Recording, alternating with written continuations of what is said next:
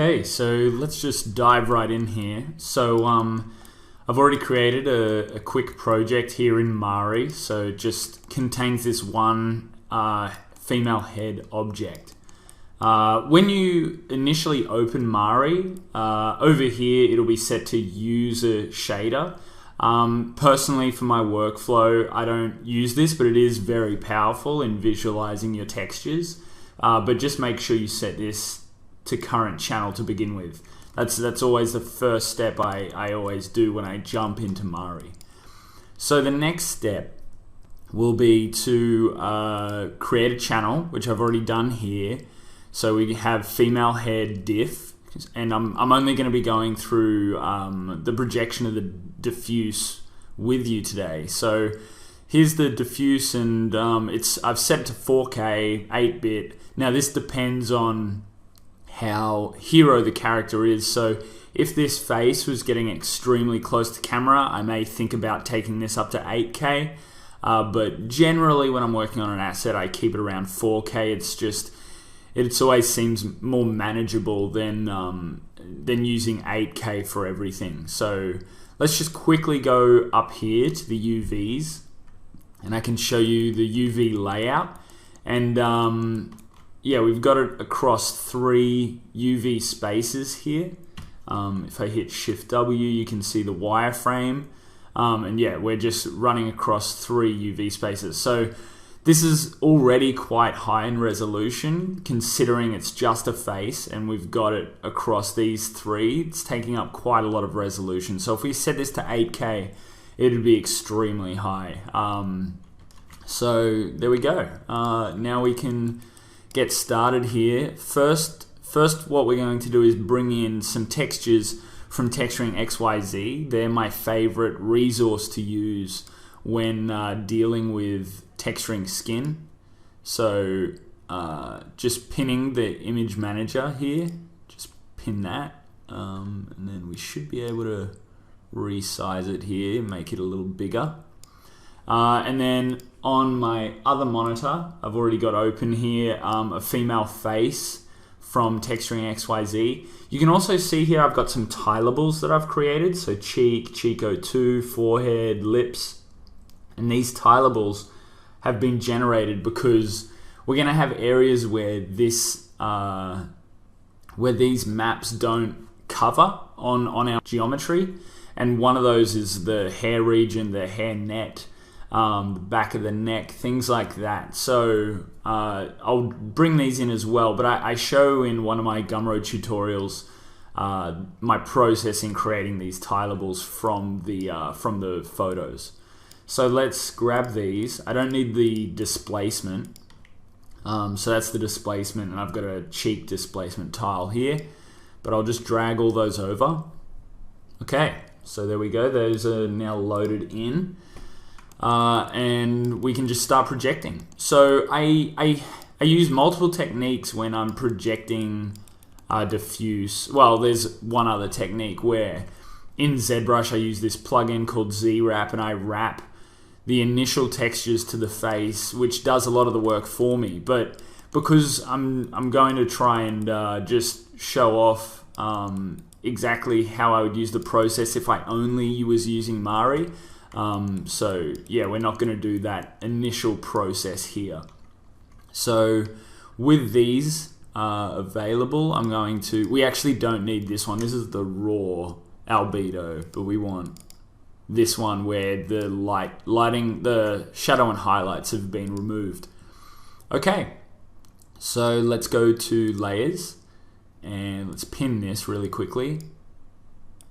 And for when I'm doing skin projection, I prefer to use, I'm just so used to using layers in the past. I'm trying to transition over to a node-based workflow at the moment, but yeah, so I'll create a layer here, and let's call this one, I'm just going to call it face front, and then color. Okay, so I like to do each angle of the face on a different layer, so it's easy to mask between the projections. So face front, so I have that now selected. And now over here I can grab this and just drag it into the viewport. And then we can go about resizing this. And now in Mari, the closer you are to a surface when you're projecting, the more resolution you're going to gain out of that. And that's because of the frame buffer. And so without going too much into how the frame buffer works, the closer you are, the more resolution you're going to get out of it. So usually what I do is I do a general overall projection, and then I'll go in and start working on areas and project a little closer for like the eyes and things like that. So we'll go about as close as the cropping here. So you can see it's cropping off at the top of the forehead and then down to roughly the chin. So I want to keep those in frame like so.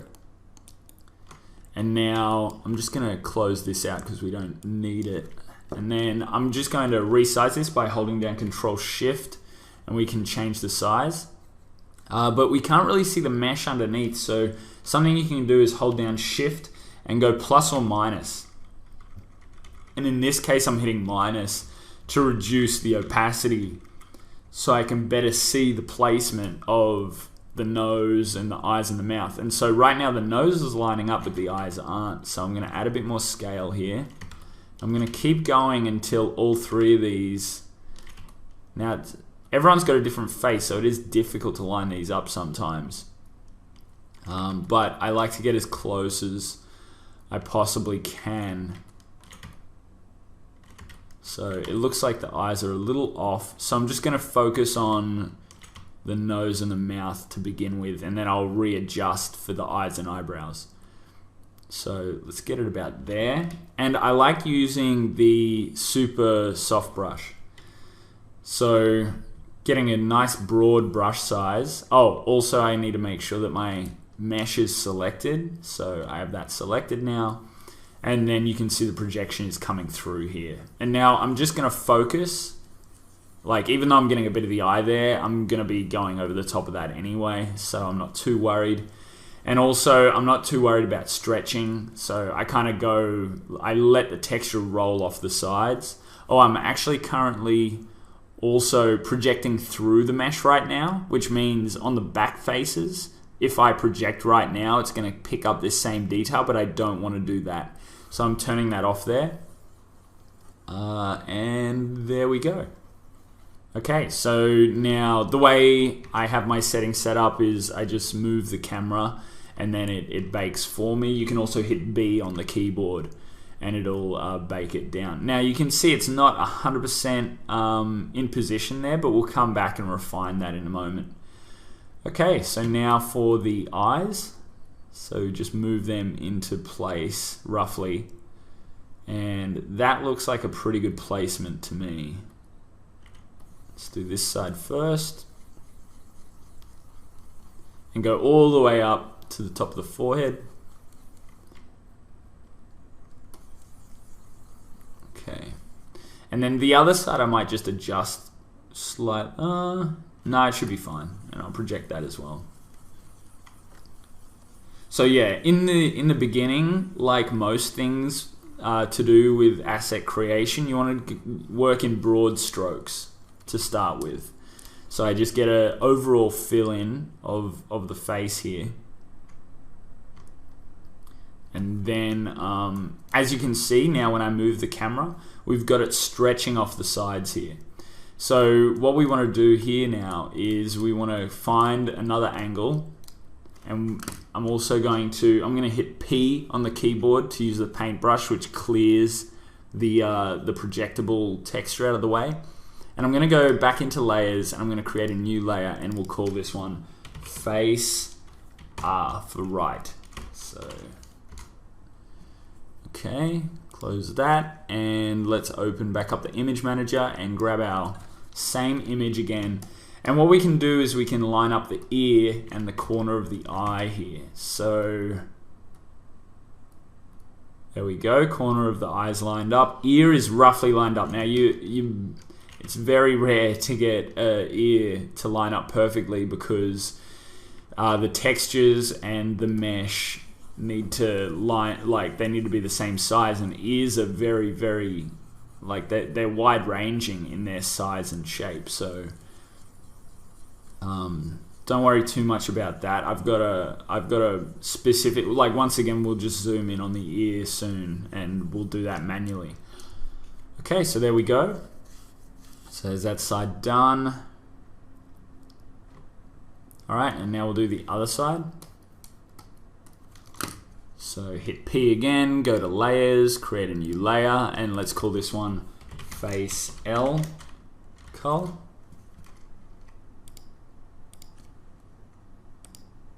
Okay, and then image manager and drag this in.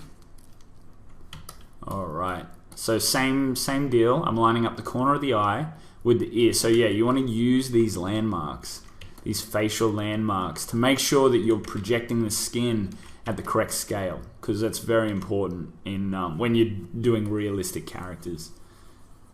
Now the eyebrow, yeah, that's working. Okay. So yeah, you just blend until it works, basically. So I'm not blending all the way over onto the front where I'm losing what I already projected. I'm just blending until the stretching goes away, basically. Okay, that looks good. And so the hair cap and things like that, they're going to be filled in using one of those tileable maps. All right, now the nose has a lot of stretching on it and some missing texture there. Same with the eyes. You can see under the eyelids there's a problem there as well. So now all these regions are going to need some sort of cleanup. We can also actually texture some of the neck using this map as well, but I might leave that out considering we're limited by time. So I'm just going to focus on these more important regions.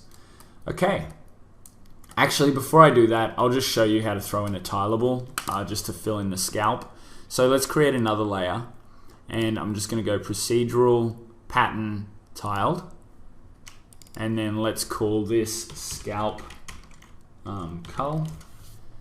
And then if I pin this and then hold down L on my keyboard, we have cheek tile 1 and 2. So I think I created a 2 because the first one wasn't exactly what I was looking for, but we can easily switch between these two maps. And you can see as soon as I assign that, you can see it covering the surface, and you can also see these seam lines. And we can remove those by instead using a triplanar. So let's just do that just to show you. But we can go to projection, triplanar projection. And so this is going to allow you to project on the surface the texture without those UV seams. And you just need to drop it here into these 3 positions. And then you can see it's heavily tiling at the moment. So we want to really reduce that. So let's take the world scale up to like 100. It's a bit better, but now it's too big. So let's go 75. Let's go 50. Still way too big. Let's go 25. Let's go 10. Maybe I went a bit overkill there. 5. Okay, so you can see these lines running through. Let's see what the other cheek looks like. Okay, this one looks like it's tiling better, so we'll keep this one. You can still see a bit of a seam here, and I think we can reduce that by adjusting the fall off. So let's go to like 0.5. Fall off 0.5, and fall off 0.5. It's actually giving us a bit of stretching. So let's go 0.1. 0.1 and 0.1. All right, that'll do. Okay, so now we can right click on this and go layer mask, add mask, hide all. And it's at the top of our layer stack, so it's going to go over the top of everything else. And now we can make sure we're using the super smooth or super soft, and then make sure I also have these other patches selected. because we're wanting to project on these regions. And then I basically just come in with the super soft and I just start blending in the hair. So because this is obviously a CG character, we're going to be adding actual hair, and so we don't really want any hairs to be in our texture, including the eyebrows. I usually keep the eyebrows in until I've added them using, I personally use XGen, but whatever you use to add hair, I kind of leave them in just so if I plan to do any renders beforehand, I still have like some sort of eyebrows, because the face, as you probably know, looks really strange without eyebrows. So I'm just coming around here, projecting this in. Alright, so I use the super smooth on the front, but then when I do the rest I just use like a hard brush. You can see there's a bit of hair here as well, so let's just remove that. So I kind of just take away everything that I don't really necessarily want in the initial projection. And now you can see there is still a scale discrepancy here. So let's go back to the top and let's reduce this even further. 4. Let's go 2. So that was the initial one. So I definitely went overboard there using 100, but anyway, that's still tiling quite a lot. So 5 or maybe 4. 4 looks like it might be a good amount. So you can see a discrepancy here, and what we might need to do is use like a HSV node with a mask to bring these values closer to what we're seeing here, which initially existed on the forehead. Okay, so now we can come around the back here.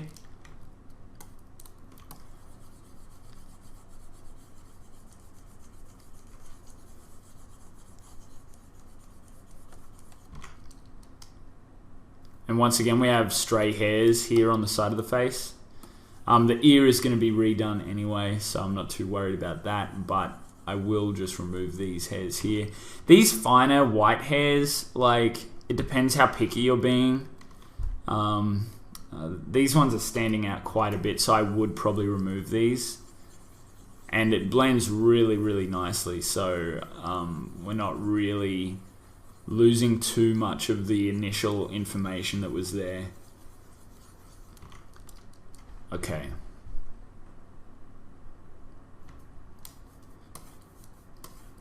Let's go to the other side and just do the same thing here.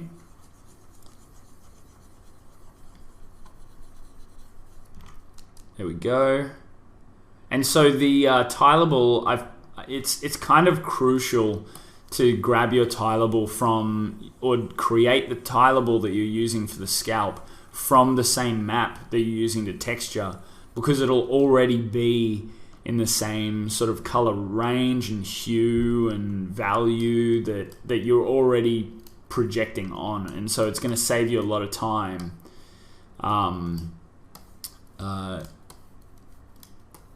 when like adding this scalp region, because if this was very different, I'd need to do a lot of fix-ups like I'm going to have to do here on the forehead. So let's go to UVs here, and I think actually let's go back to ortho. I'm just going to close this out right now, and I'm just going to go the default brush. It puts down the texture faster. Another thing that I like to do, let me just clear this, what I just projected, is this tool, mirror projecting, has been fantastic. It's only, I can't remember when it was released, but as soon as it got released, I've been using it, and it just speeds up my workflow in terms of yeah, covering a large area. If I know the mesh is relatively symmetrical, this mesh isn't 100% symmetrical, but it doesn't matter, it still picks it up. Now I would usually use different textures for the neck, but just in terms of covering this up, I'm just going to project this down.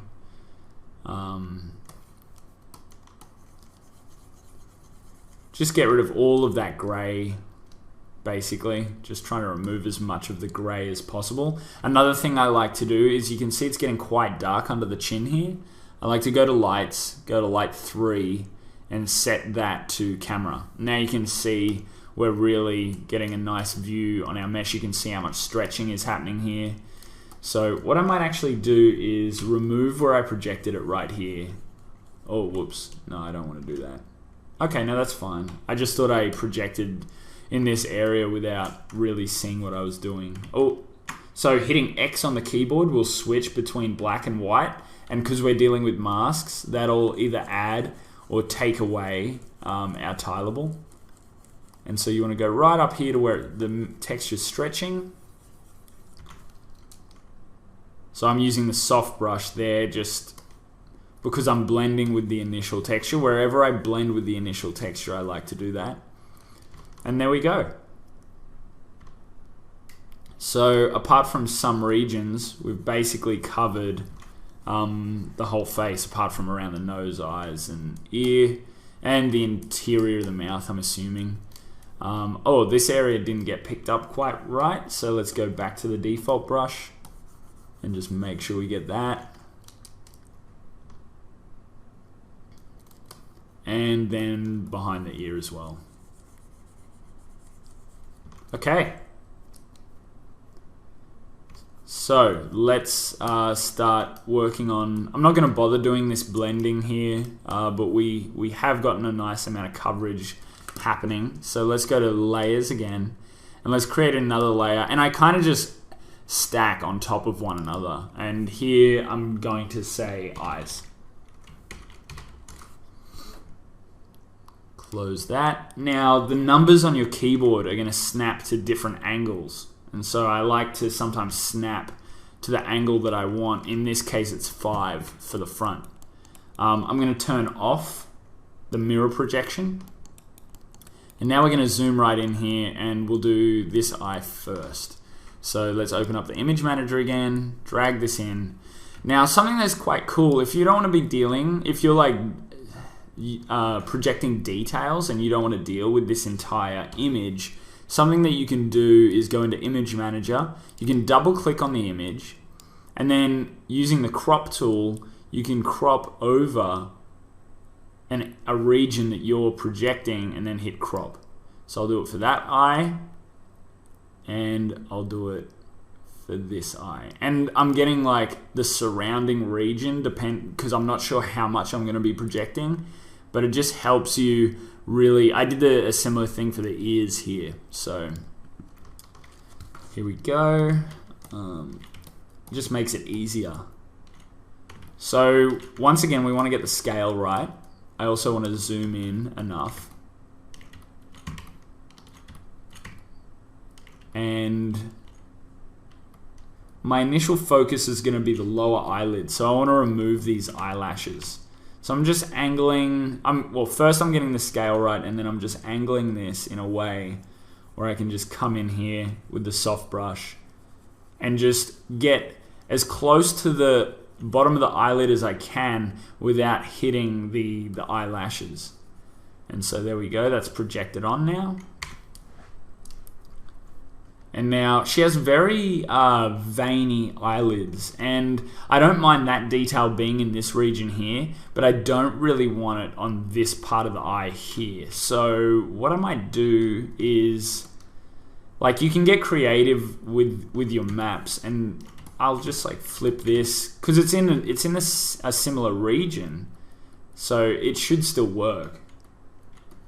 Even though it's not the upper eyelid, it's more the bottom eyelid, it should still work in this case. And there we go. Now we have a little bit spilling over there, so let's just move that out of the way, reproject that, and I think there was a little bit on this side as well. There we go. And now that's cleaned up. And so that's how quick it can be to clean up an eyelid like this. Okay, so there's some regions in here which are missing, so we can go to the UV view. Then we can zoom in here, and we've also got a bit of stretching here as well. So, and also you can see a bit of eyelashes there. So jumping into the UVs is a good idea when you're when you have areas which like haven't been covered basically. So let's zoom out a bit just so I can see the eyebrow because I want to get scale correct. So I'm basing the scale off the size of the eyebrow, and you just want to roughly get it into the same area, and then we can kind of just, that's a bit too dark. So let's actually line up the veins of the eye here roughly, and then we can, yeah, there we go. That's basically what I want to do. Haven't quite got that part there. And then the corner of the eye, I can just use this part here. All right. And then we've got the eyelid area. So once again, I'm just going to use this part of the map just to stay consistent. I just ruined my scale there, but shouldn't matter. And then project that down, and then flip it, and project this side down. Just want to fill all of that in. We accidentally got some eyelashes back there, so let's just jump back. Make the brush smaller just so we can only hit this region. And there we go. And now let's have a look at how this looks. Now once again we have veins on the top eyelid again, and that's just because I couldn't see where the form was when we're in the UV view, so I'm just gonna have to redo that really quickly. So it's just a bit of a back and forth like this until you get the look you're going for. So flip it around now that we have the correct scale, and then I can just kind of fill this in. And there we go. I don't mind the little freckle there. Things like that add a realistic touch. So unfortunately that's all we have time for today, but I've shown you the foundations of how I do the initial block out stage of the textural information, as well as cleaning up the eye. I would then go on and do the same for the nose, the mouth, the ears, and then I would use a different projection for the neck just because it shouldn't be the same tone as the scalp. I'd also be going in and cleaning up this seam, the dark region here, like the contrast between the dark forehead and this area here. But if you're interested in my process and my teaching methods, I do have a Gumroad account where I go over my entire process, start to finish, in every step of the way, showing every step of the way, every tool I use. So yeah, I hope you enjoyed this presentation.